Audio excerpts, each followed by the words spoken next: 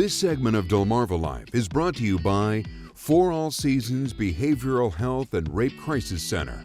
You know, it's no secret that we're in the midst of the season of gratitude, but here's the thing. Being grateful shouldn't be something we only reserve for this time of year. It's something we should practice and integrate into our everyday lives. And who better to help us emphasize that philosophy than Beth Dorman, CEO of For All Seasons Behavioral Health and Rape Crisis Center. Thank you for being here. Thank you for having me. Let's talk a little bit about what it means to cultivate an attitude of gratitude. I love the attitude of gratitude because I think it is something that we really have to be intentional about. And so it's leading with the thankfulness and thinking the best before we think the worst, and being able to lean into sometimes just simply saying thank you or being grateful in a moment for the small things. Yeah, because you do have to practice it sometimes. Absolutely. It doesn't just always come bubbling up out of you. Yep. So if you do that on a regular basis, what does that mean for your mental health, and what happens if you don't practice? Sure, so it is like practice. And I was driving down here today from Easton, and I was thinking about how gratitude being practiced is carving different neural pathways in our brain.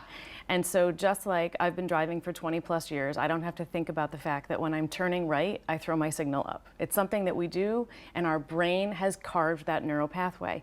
When we think about gratitude, if we're practicing thinking the best before the worst, being able to find moments where we can say, there might be a million things going on that are in the negative, but here's the one thing I can say I'm grateful for today. The more we practice that, the more that pathway is carved within our brain, so that when there are moments of yucky things that are happening in our lives or bad things are happening, we're able to default back to what our brain has already put in place. Sure, that makes total sense. Yeah. So let's talk about somebody who maybe is dealing with hardships and having a hard time, you know, bringing out that gratitude. Sure, we have hard times, and here's what's really important. What I'm not saying is be grateful and forget about the fact that you might be sitting in some stuff or that bad things are happening. We're not saying ignore those things.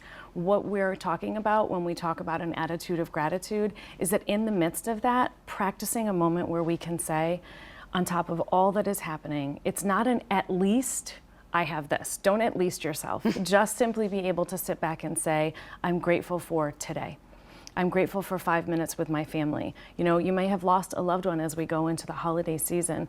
Find things that we can be grateful for. Maybe there's a little bit more attention being paid to connection. Maybe there's a little bit more attention being paid to family. And those are the moments where we can lean in, even with everything else that's happening in our lives. How do you make that first step? How do you do that? Just simply by giving yourself the mindfulness to say, what's one thing I was grateful for today? So maybe you have to look back. Mm-hmm. Maybe it is finding what I call our moment of awe.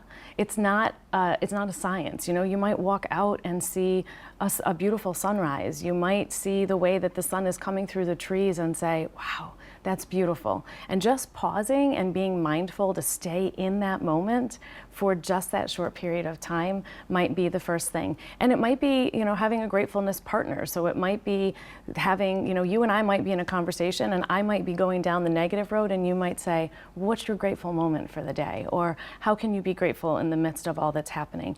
And giving ourselves space to say, today, I'm just in a junk mood. I don't want to be grateful for anything. Those things happen too, and that's okay as well. But the more that we can really practice and focus in, especially at the holiday times when life gets really busy and we may forget to pause for those moments, it's a really great thing to sort of just sit back and say, what am I grateful for at the end of my day? Or even reflecting back the day before, you know, you might not have done it that night. Give yourself permission to do it the next morning, just really thinking into it. So how can we train our children to have that gratitude attitude? You know, our kids look to us for a lot. And if our children are watching us find those moments, maybe it's sitting down together at a meal.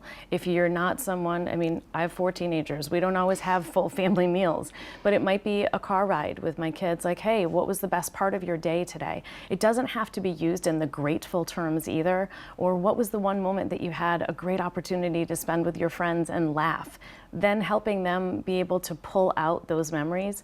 So often I think with our kids, we say, did you have a good day? And the answer is like, yep. But if we lead questions of what was the best part of your day, or what's one thing that you look back on and say, this was great today, Mom, those are the moments that we can help. And that then allows them to be thinking in, let's think about the best parts of our day before we get lost in everything that didn't go well. Good advice during the week of Thanksgiving. Beth Dorman, CEO of For All Seasons, thank you so much. Thank you. We're so grateful that you come in and talk to us. And I am grateful to be a part of the team. All right.